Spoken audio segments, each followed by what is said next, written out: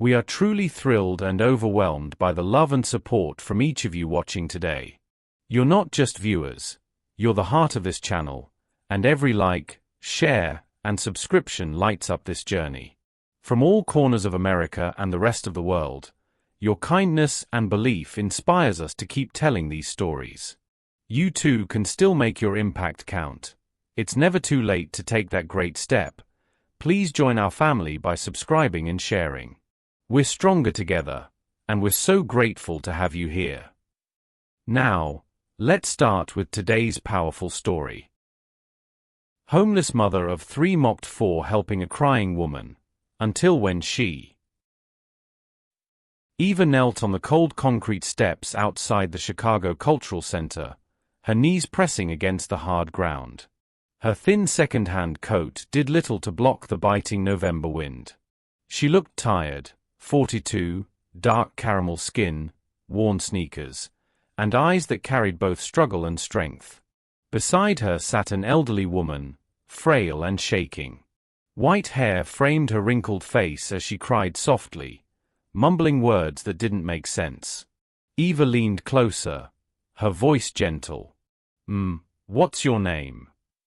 People passing by slowed down. Some stared, others laughed. "You can't even take care of yourself," one man sneered. "She's probably trying to rob her," a woman whispered. Eva didn't respond. She stayed focused on the trembling hands in front of her, wiping away the old woman's tears. For a moment, their eyes met, one filled with confusion, the other with compassion. What would you do if the world mocked you for showing kindness when you had nothing left to give? Tell us where you're watching from, hit subscribe, and stay tuned for tomorrow's story. Your support keeps these true stories alive. Now, let's get to the very beginning. 18 months earlier, Eva Turner's life looked very different.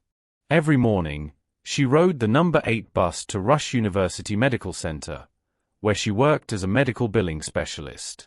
She wore her ID badge with quiet pride, her black slacks neatly pressed, and her lunch packed from home to save money. The days were busy but predictable, calls with insurance companies, spreadsheets on glowing monitors, and the occasional laughter from her co-workers during lunch breaks. Her 2-bedroom apartment in Pilsen was small but full of life. The walls were lined with school drawings, and the sound of her children filled every corner. Caleb, her oldest at 14, was tall and thoughtful, often helping his younger siblings with homework. The twins, Destiny and David, were 11, bright, energetic, and inseparable. Every evening, Eva cooked simple meals, rice and beans, spaghetti, sometimes chicken when she could afford it, and made sure homework was done before bedtime. Life wasn't easy, but it was stable. That stability shattered with one phone call from Milwaukee. Her mother, a retired school secretary, had suffered a severe stroke. Doctors said she needed constant care. Without hesitation, Eva took unpaid leave, promising her boss she'd be gone only a few weeks. She packed up the kids, drove north, and moved into her mother's small apartment to care for her. Those few weeks stretched into 3 long months. Her savings, meant for emergencies, disappeared into medical bills, gas, and food. She bathed her mother, helped her eat, and comforted her through confused nights when she forgot where she was. Eva's children slept on an air mattress beside their grandmother's hospital bed, doing homework under the dim light of a bedside lamp. When her mother passed away quietly one morning in early spring, Eva felt a deep emptiness, but also relief that the suffering had ended. She buried her mother with borrowed money and returned to Chicago, exhausted but hopeful she could rebuild. That hope faded quickly. Her job had been filled while she was gone. The HR manager offered a polite apology, saying, "We had to move forward." Her last paycheck barely covered gas and groceries. The landlord, who had been patient for 2 months, now refused to wait longer for rent. "I have bills too," he said flatly, as he handed her a 5-day eviction notice. By June, Eva stood on the curb with 3 children, a few suitcases, and a car filled with memories of a life that no longer existed. The shelter system in Cook County was overwhelmed. Waiting lists stretched for weeks. She called every number she could find, but most responses were the same: try again next month. So she turned to her car, a silver 2008 Honda Civic. It became their home. She parked near Navy Pier at night, pretending they were watching the city lights for fun. During the day, she took the kids to public libraries to stay warm. When the parking officers asked questions, she smiled and said, "We're just resting for a bit." Some nights, she parked outside a 24-hour Walgreens on State Street, hoping the lights would keep them safe. She set alarms every few hours to check on the kids, afraid of being towed or harassed. Sleep came in short bursts, interrupted by city noise and cold air seeping through the car's windows. Eva took day labor jobs whenever she could, cleaning offices, sorting warehouse boxes, working at food drives. Some days she earned $40, other days nothing. It was never enough for a security deposit or a first month's rent. Still, she refused to give up. She found ways to keep her children's spirits alive. Each morning, she reminded them to brush their teeth at public restrooms and keep their clothes neat, even if they were wrinkled. She taught them that dignity didn't come from possessions but from how they treated people. Caleb helped more than most teenagers would. He walked his siblings to school, watched over them when Eva worked, and learned to cook with food pantry supplies. Destiny loved drawing on scraps of paper, sketching happy homes with gardens and smiling faces. David asked often when they'd go back home. Eva would smile softly and say, "Soon, baby. We're just in a long waiting room right now." In every small way, Eva tried to protect their hope. She'd park the car near Lake Michigan, letting them watch the waves while eating peanut butter sandwiches. "See," she'd say, "we still have the same sky, the same world." But at night, when the children slept, she sat awake, staring at the dashboard clock, wondering how much longer she could keep pretending. The city outside moved on, people rushing to work, laughter spilling from restaurants, while her world stayed parked in the shadows of the same streets she used to walk with confidence. Even in her hardest moments, Eva held on to one quiet truth: circumstances could break routines, but not her heart. She refused to let poverty erase her kindness. Each day she told her children, "We may not have a home, but we still have love. That's something no one can take." Her words kept them grounded through every freezing night, every empty stomach, every locked shelter door. They didn't know it yet, but that same spirit of compassion, the one that refused to fade even in the darkest moments, was about to change not only their fate but someone else's life forever. The night before Christmas Eve was one of the coldest of the year. Wind whipped through the lower levels of Wacker Drive, echoing through the maze of underpasses where the forgotten of Chicago slept. Eva's 2008 Honda Civic sat tucked in a dim corner near a concrete pillar. Frost covered the windshield, and the air inside the car was bitterly cold despite the layers of blankets covering her 3 children. Caleb had his arms wrapped around the twins, trying to keep them warm. Eva whispered, "Just a few more hours, babies. When the sun comes up, we'll get breakfast at the mission." Her voice was calm, but her hands trembled as she rubbed warmth into her fingers. The temperature outside had dropped to 22 degrees. The thin coat she'd been wearing for 3 winters no longer trapped any heat.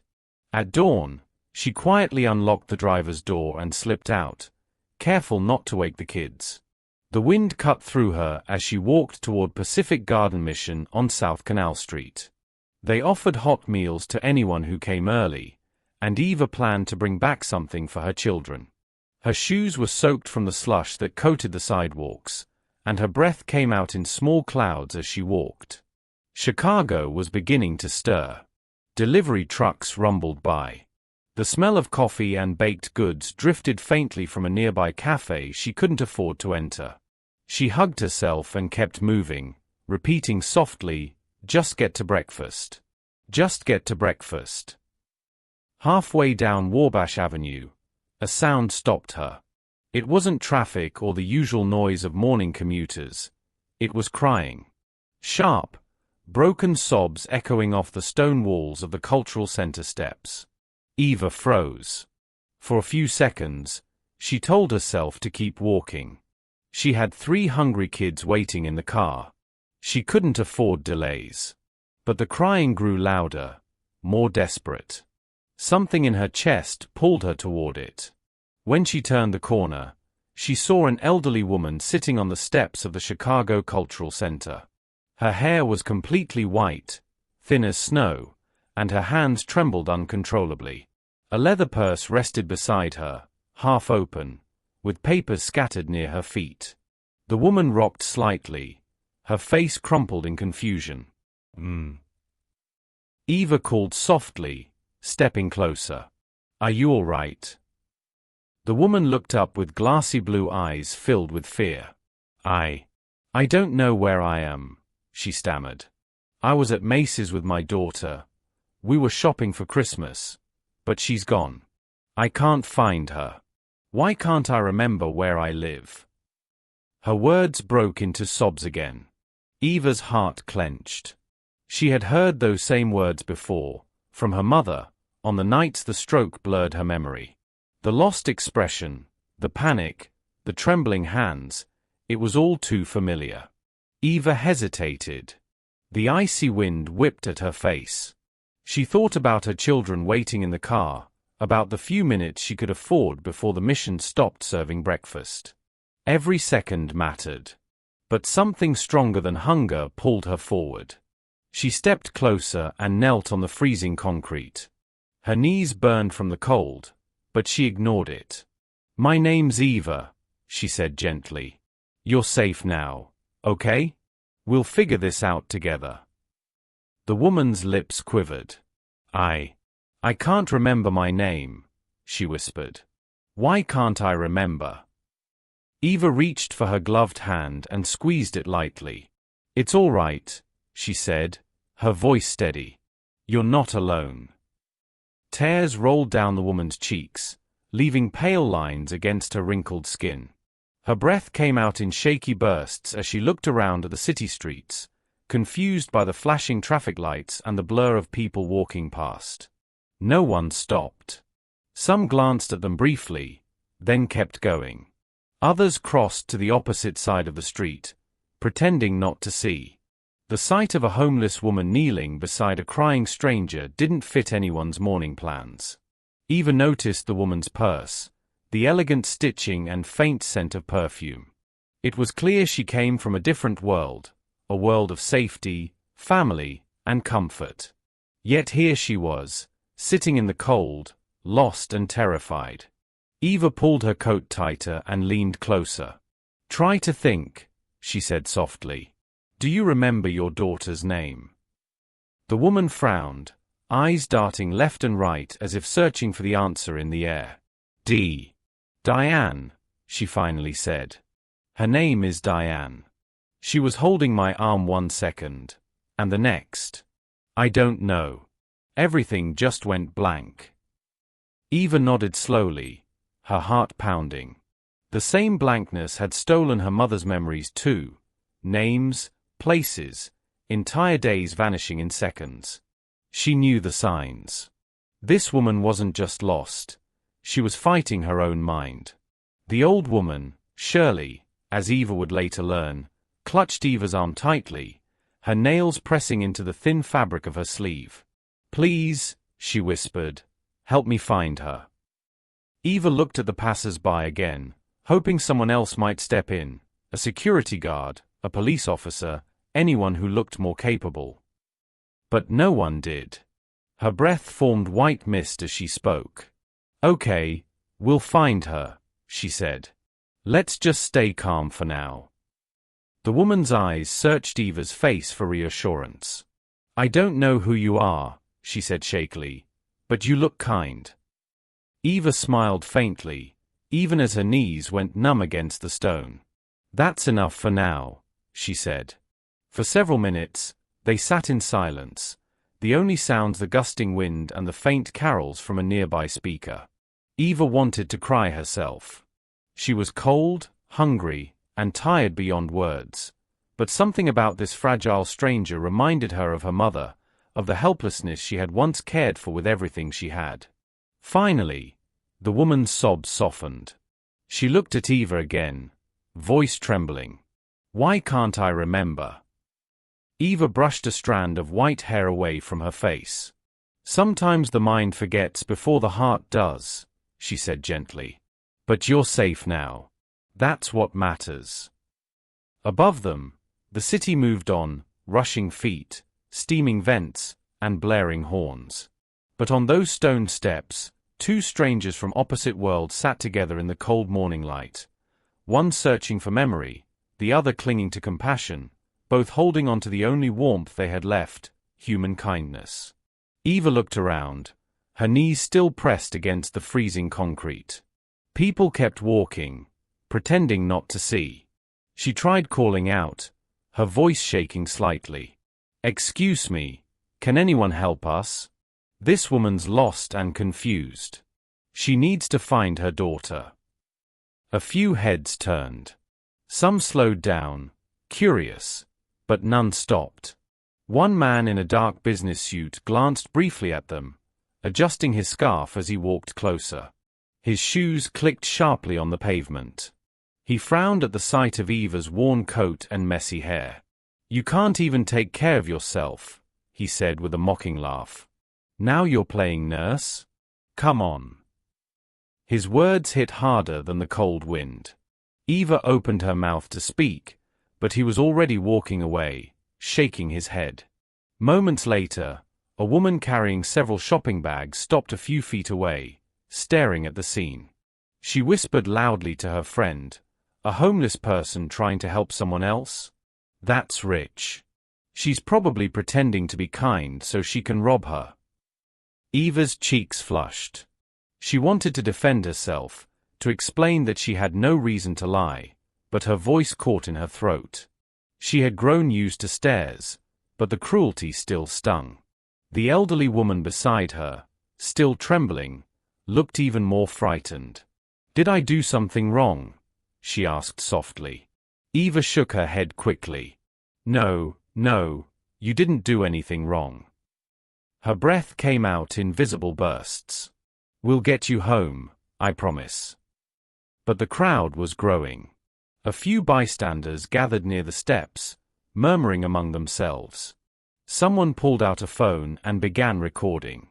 Another man said under his breath, "Looks like a setup to me." Eva's stomach twisted. Every instinct told her to walk away before things got worse, but when she looked at the old woman beside her, lost, shaking, alone, she couldn't move. She thought of her own mother, how frightened she had been when her mind failed her. Leaving wasn't an option. Eva tried again. "Please," she said to the crowd, her voice firm this time. "Does anyone have a phone I can use? Her name's Shirley, she's lost, and she's scared." A woman near the back crossed her arms. "Don't touch her purse," she warned sharply. "You're already too close." Eva felt a rush of humiliation. Her hands were trembling, not from guilt but from cold and anger. "I'm trying to help," she said, her voice breaking. "That's all." No one replied. The air between them felt heavy. Eva turned back to Shirley, who was now whispering, "I can't find my daughter. I just want to go home." "Okay," Eva said softly. "Let's see what we can do." She noticed the elegant leather purse lying beside the steps, half unzipped. With care, she picked it up and looked inside, not for money, but for identification. There was a neatly folded handkerchief, a small wallet, and an iPhone. Eva hesitated for a second, aware that the onlookers were watching. "I'm checking her phone for her daughter's number," she said aloud, trying to make sure no one thought she was stealing. The business suit man laughed again from a distance. "Sure you are." Her hands were stiff from the cold as she pressed the phone side button. It opened without a passcode. Just a swipe. She scrolled through the recent calls until she saw it. Diane, daughter. She pressed the number quickly, praying someone would answer. After a few rings, a frantic voice picked up. Mom? Mom, where are you? Eva exhaled with relief. Hi, this isn't your mom, she said carefully. My name's Eva. I found her near the Chicago Cultural Center. She's okay, but she's cold and confused. There was a pause, followed by a shaky breath on the other end. Oh, thank God. We've been searching everywhere. The police are already looking for her. I'll be there right away. Please don't leave her. I won't, Eva said quietly. We'll be here. When she hung up, the crowd's murmurs grew louder. Someone scoffed. She probably called her accomplice. Another voice said, yeah, sure, the daughter. That's what they all say. Eva could feel the weight of their suspicion pressing down on her. Her face burned with shame, but she refused to move. She took off her scarf and gently wrapped it around Shirley's shoulders. Your daughter's coming, she whispered. She's on her way. Shirley clutched Eva's hand, her voice small and fragile. Thank you. I'm so cold. I know, Eva said softly. Just hold on a little longer. A few people in the crowd began drifting away, realizing there was no drama left to film. Others kept throwing glances, shaking their heads as they left.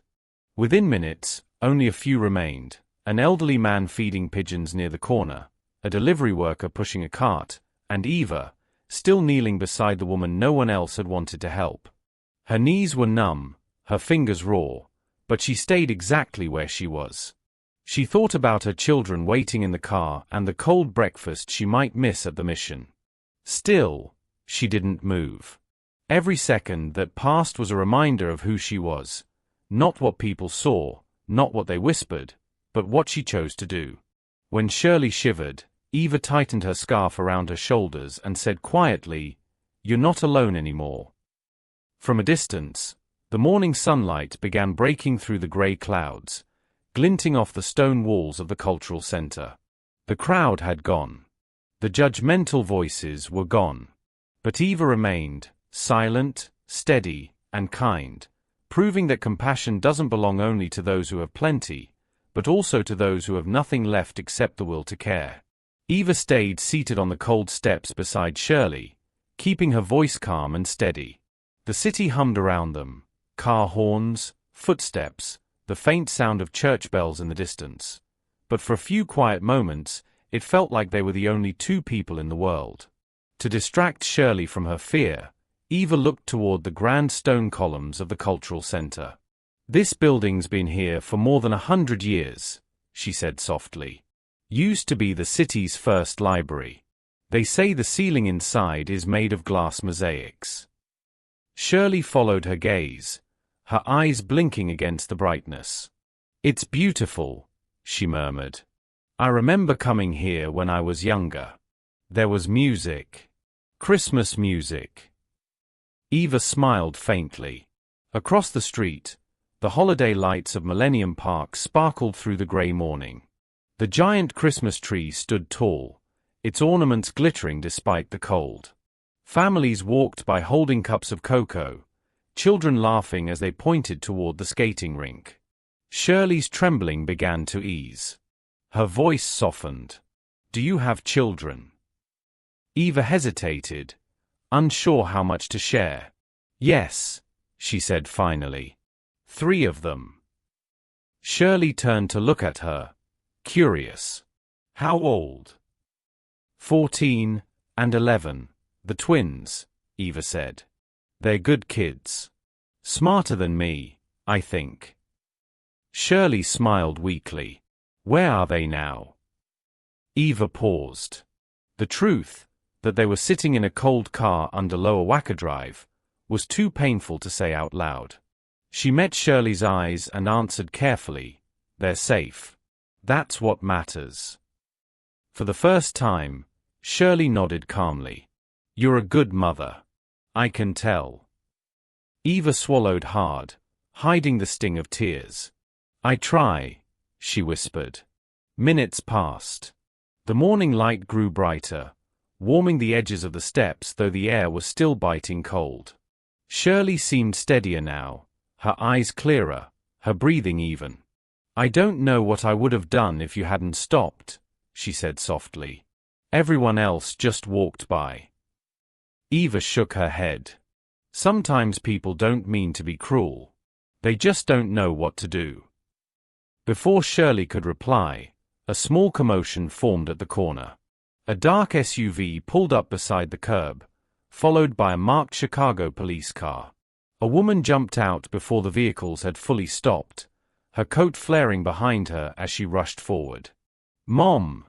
she cried, voice trembling with relief. Shirley's head turned sharply. "Diane!" she gasped.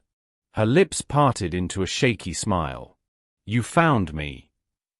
Diane dropped to her knees and wrapped her arms around her mother. Tears filled her eyes as she whispered over and over, "I was so scared. I thought I lost you." Eva looked away for a moment, giving them privacy. The sight of their embrace brought back memories of her own mother's last months. The longing, the helplessness, the love that refused to fade even through pain. Two Chicago police officers approached, one of them speaking quietly into a radio. The older of the two scanned the area, then froze when his eyes landed on Eva. His brows lifted in surprise. "Eva," he said, taking a step closer. "Eva Turner." Eva blinked, startled. "Yes?" The officer smiled slightly, recognition lighting his face. "You don't remember me, do you? Officer Rodriguez. We met outside Walgreens on State Street about 8 months ago." Her memory sparked, an image of a frightened little boy, no more than 6, crying near the store entrance. She had found him wandering alone and had waited until an officer arrived. "Oh," Eva said softly. "Yes. The foster kid. I remember." Rodriguez nodded. "You stayed with him for over an hour in the rain until we found where he belonged. You didn't even ask for thanks." He turned to Diane, who was still hugging her mother tightly. "That's the kind of person you've got here. She helps people, no matter her own situation." Diane looked up, finally really seeing Eva, the thin coat, the cracked sneakers, the exhaustion in her face. Her expression shifted from relief to quiet guilt. "You're homeless?" she asked softly. Eva lowered her eyes. "For now," she said simply. Rodriguez spoke gently. This isn't the first time I've seen her do something selfless. Every time I've met her, she's been helping someone else. You don't forget people like that." Diane took a slow breath, her hand still on her mother's shoulder. "I don't know how to thank you," she said. Eva shook her head. "You don't have to. Just take her home and keep her warm. That's all that matters." Shirley looked at her again, eyes full of gratitude. "You're an angel," she whispered. Eva smiled faintly. "Just a mom," she said. The officer exchanged a glance with Diane. "We'll make sure she's all right," he said quietly. "And Eva, thank you. Again." As they helped Shirley into the SUV, Eva stood slowly, her knees stiff from the cold. Diane turned once more before getting in. "You're welcome to come with us," she said softly. "We can get you warm, give you something to eat." Eva shook her head. "My kids are waiting. They need me." For a long second, Diane seemed torn between insisting and respecting her choice. Finally, she nodded. "If you ever need help, please find me." Eva smiled, tucking her frozen hands into her pockets. "Take care of your mom." When the cars pulled away, the street felt quieter. Eva turned toward the direction of Lower Wacker, her steps slow but steady. She had missed breakfast, but her heart felt strangely full. The cold still bit at her, but it no longer felt as heavy. Behind her, the cultural center gleamed in the winter light, a silent witness to a morning when compassion, once mocked, had become the bridge between two strangers' worlds. The patrol cars pulled away from Michigan Avenue, leaving faint tire marks glistening in the winter slush. Eva stood where they had been moments before, her breath visible in the cold air, watching the taillights disappear into the December haze. The silence that followed was almost heavy enough to break her composure. Diane had taken Shirley home, promising she'd find a way to reach Eva again.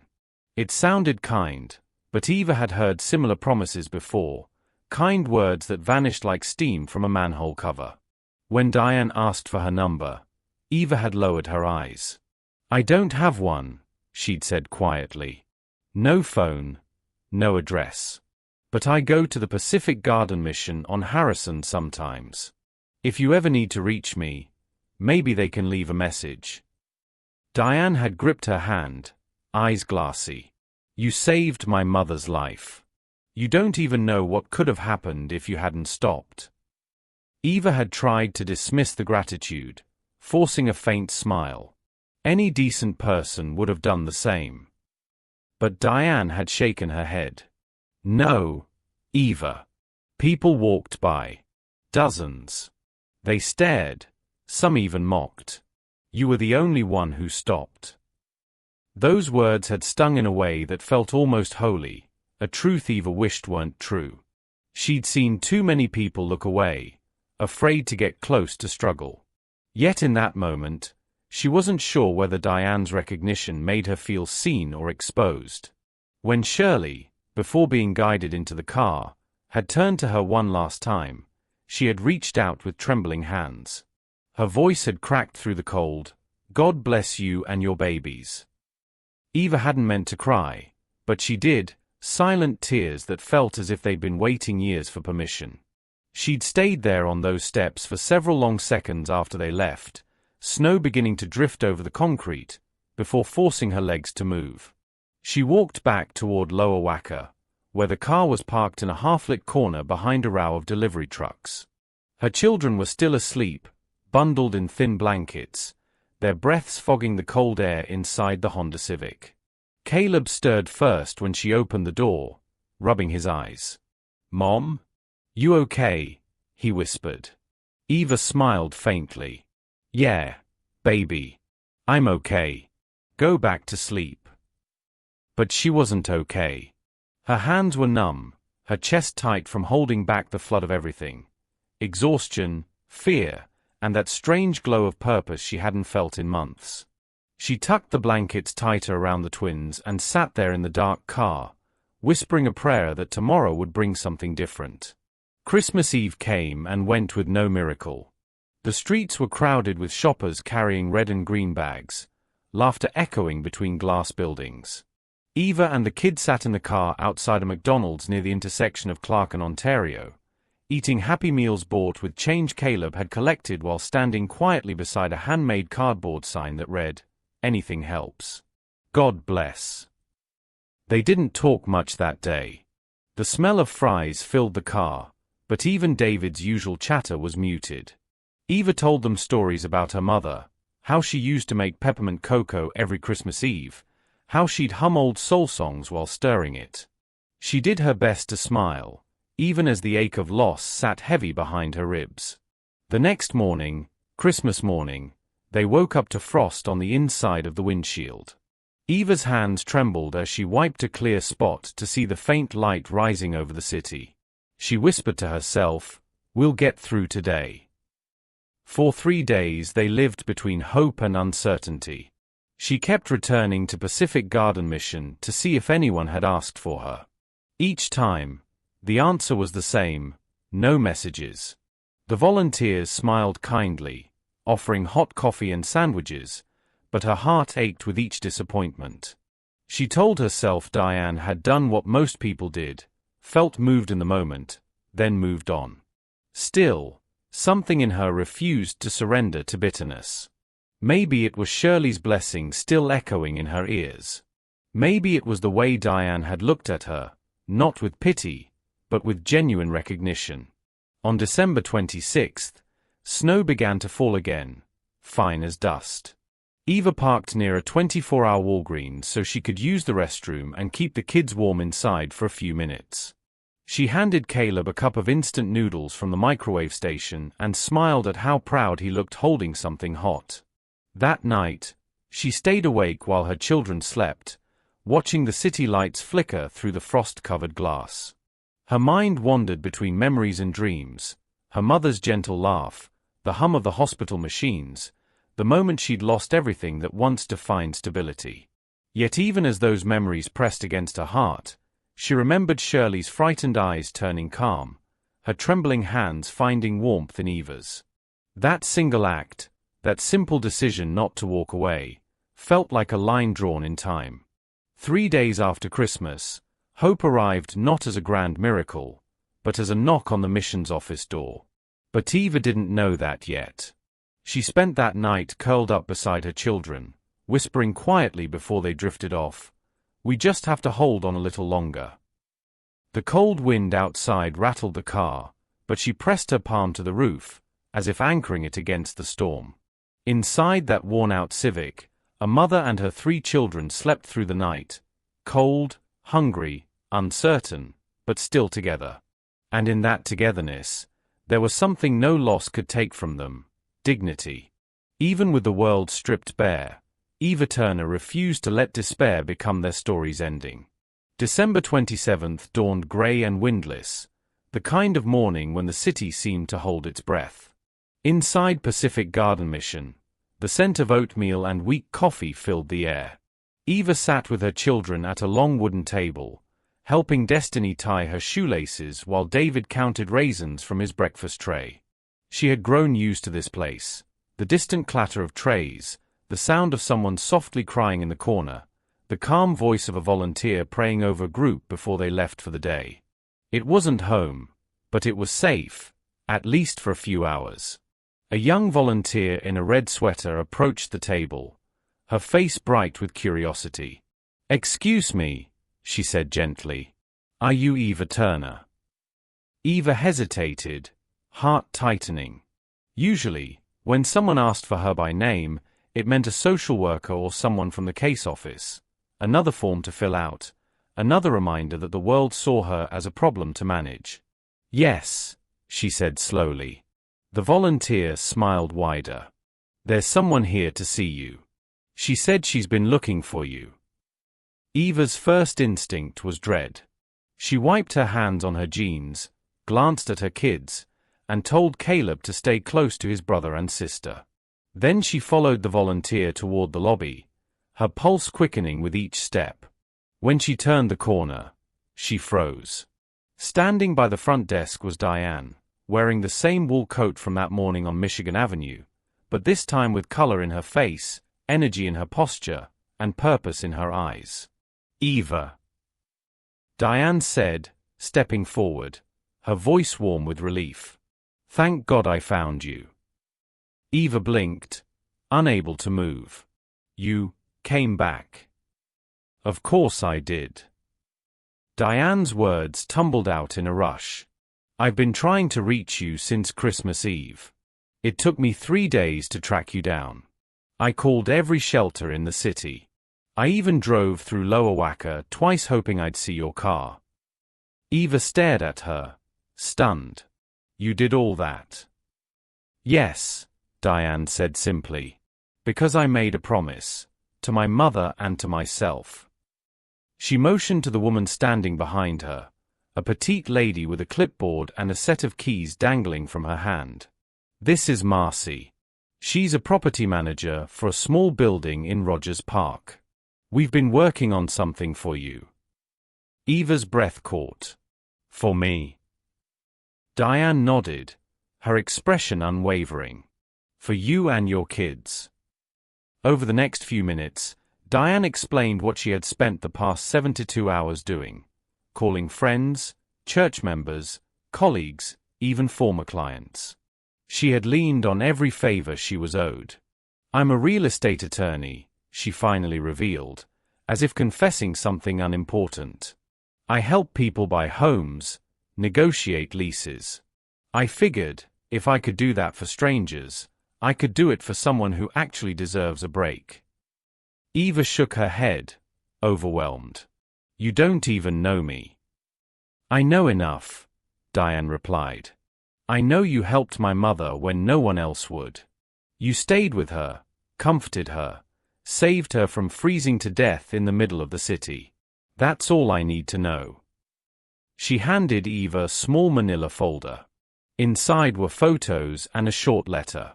It's a 3-bedroom apartment above a garage in Rogers Park. The owner is a retired nurse. She's kind and said yes before I even finished the story. No deposit, first month free, and after that, the rent will be affordable. I already took care of the paperwork. All you have to do is say yes. Eva stared at the folder like it was something fragile. I can't accept that, she said finally, her voice breaking. It's too much. You've done too much. Diane stepped closer, placing a hand on her shoulder.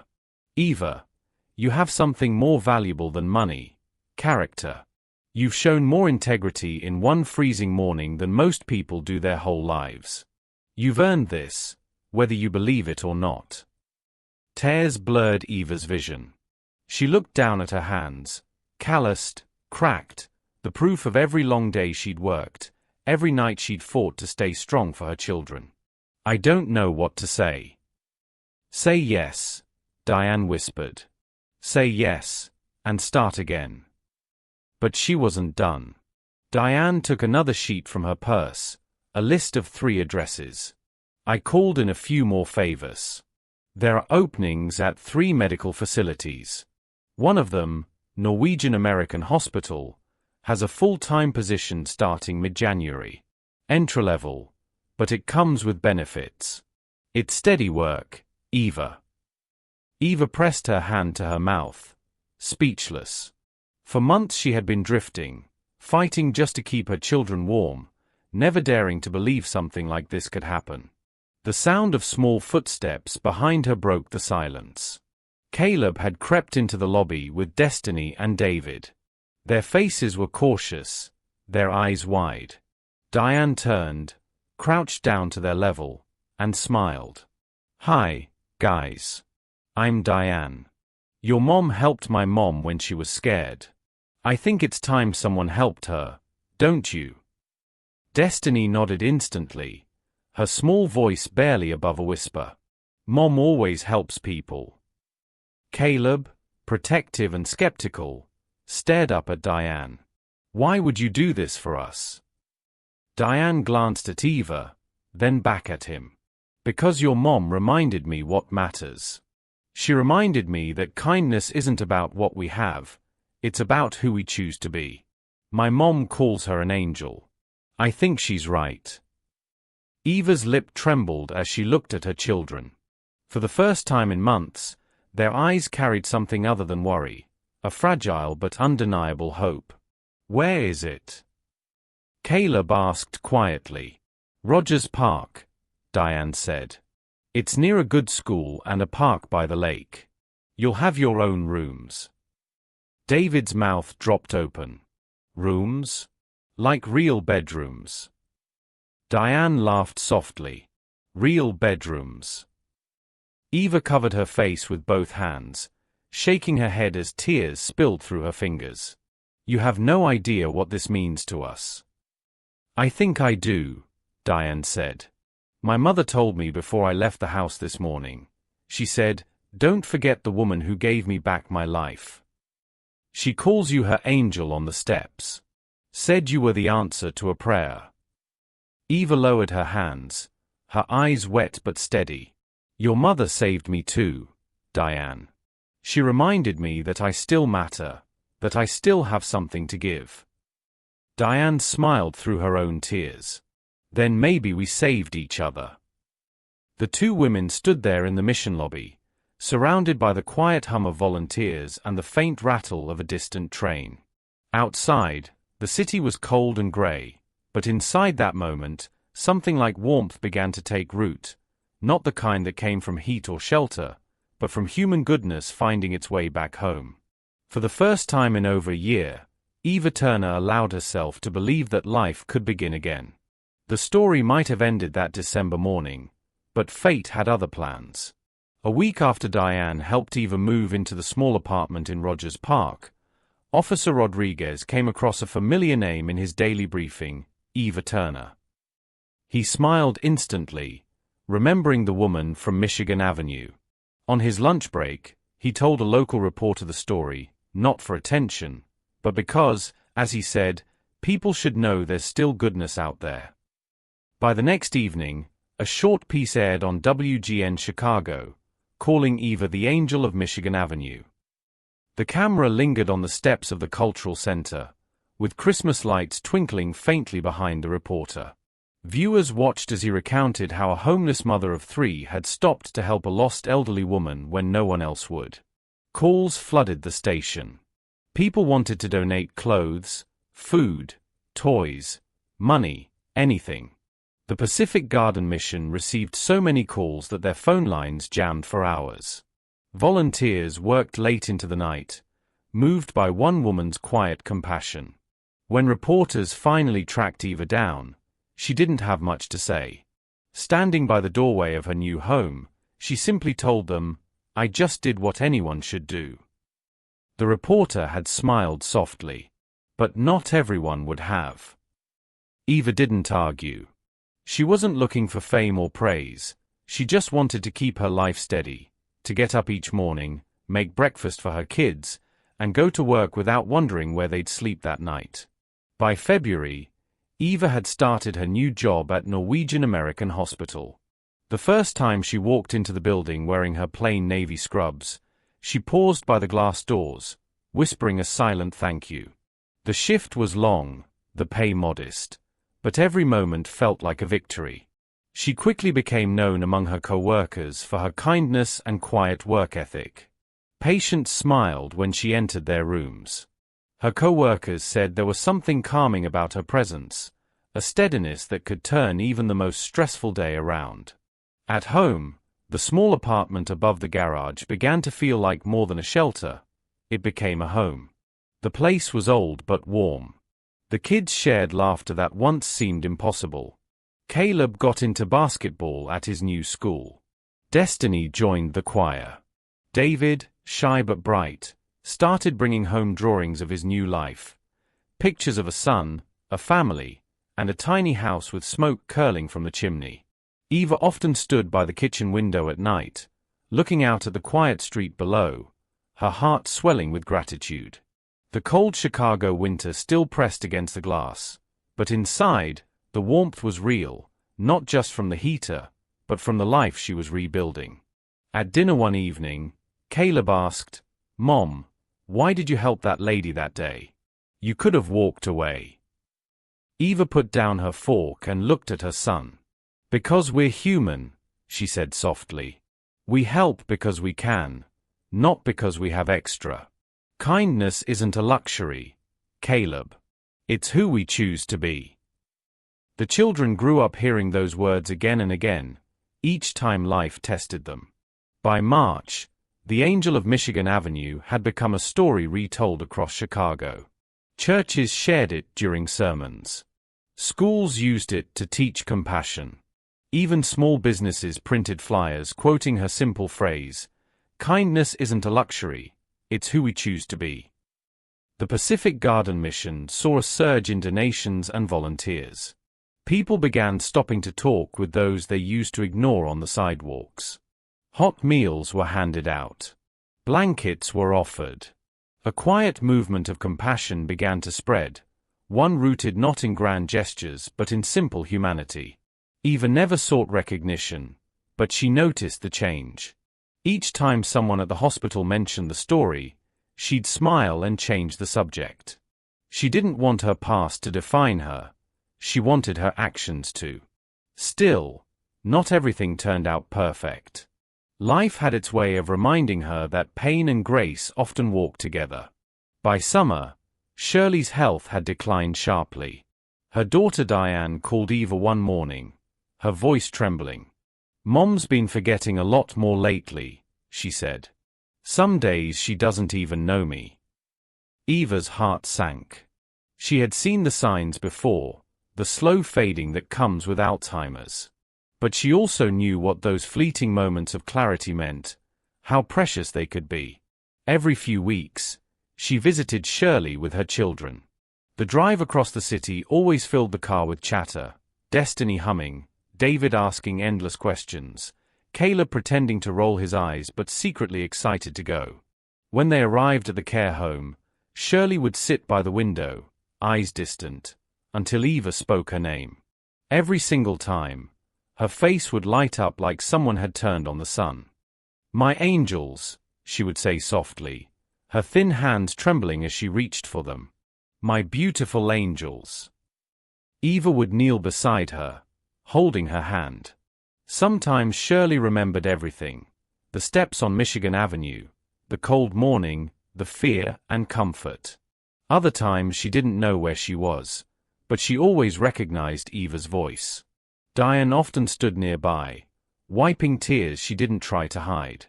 Watching them together reminded her that love doesn't always come from shared blood.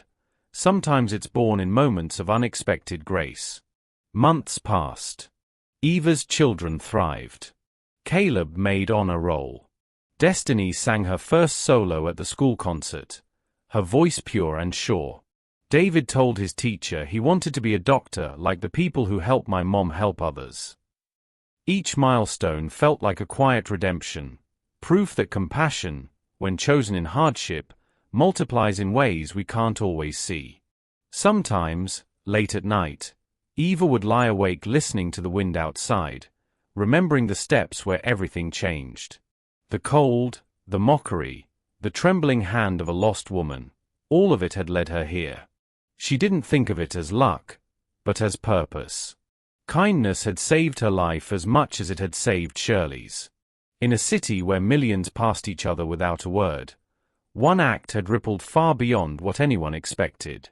Not because it was loud or dramatic, but because it was real. And every time she visited Shirley, every time that frail woman smiled and whispered, "My angels," Eva knew that even the smallest gesture of care could rewrite a story. It had rewritten hers. Snow lingered along Chicago's sidewalks like a soft memory of winter, melting under the afternoon sun. Weeks had passed since that bitter night on Michigan Avenue, but the story of Eva Turner still echoed across the city. It began as a passing headline and grew into something deeper, a conversation that traveled from the Gold Coast to Englewood, from Lincoln Park to Austin. People told it in churches, where pastors spoke about unseen heroes. Teachers shared it in classrooms to remind children that kindness has no price tag. Nurses in hospital break rooms repeated it quietly over coffee, saying it helped them remember why they chose their jobs in the first place. Everyone seemed to know the story of the homeless mother who stopped to help an elderly woman when everyone else kept walking.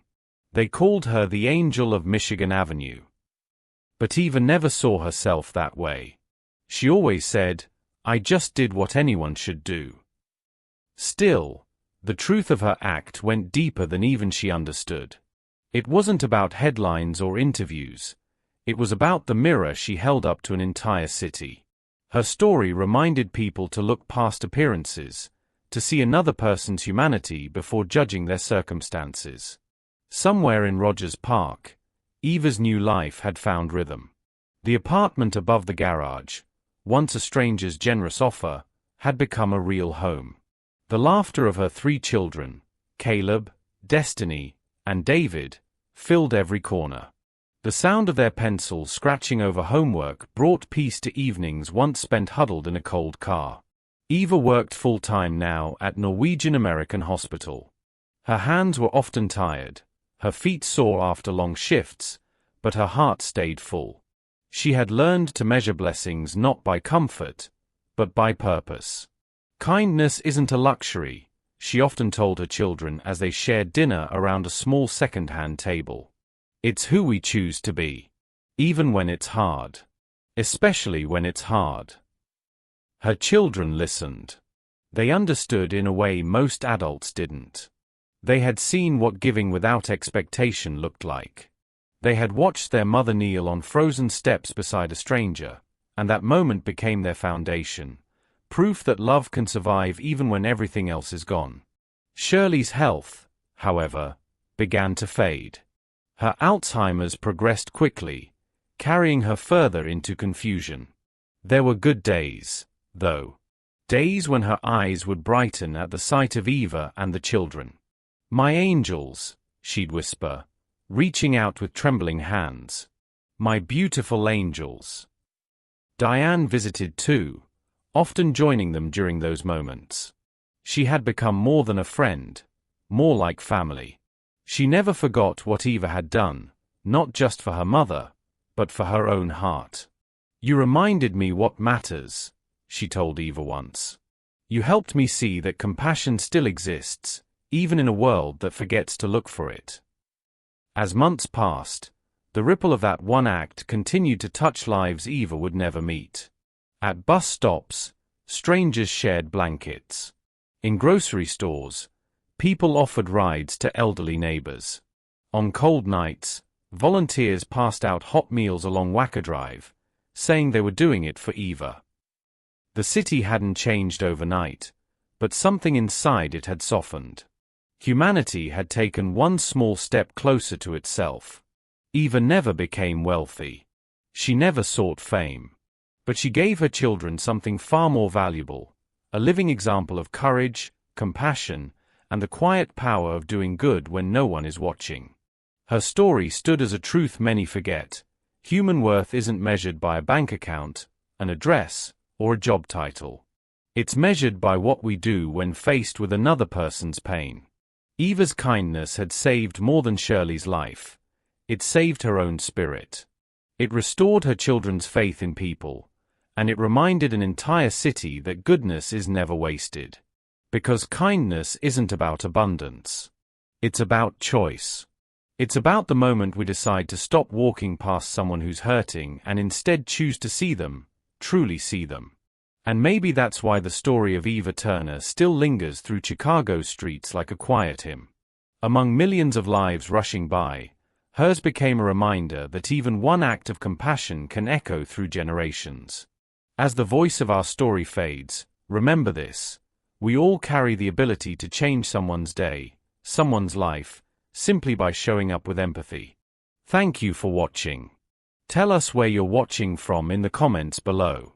Don't forget to subscribe for more stories that remind us of the good still left in this world, because tomorrow brings another one you won't want to miss. Your support keeps these true stories alive, and together, we keep kindness moving forward.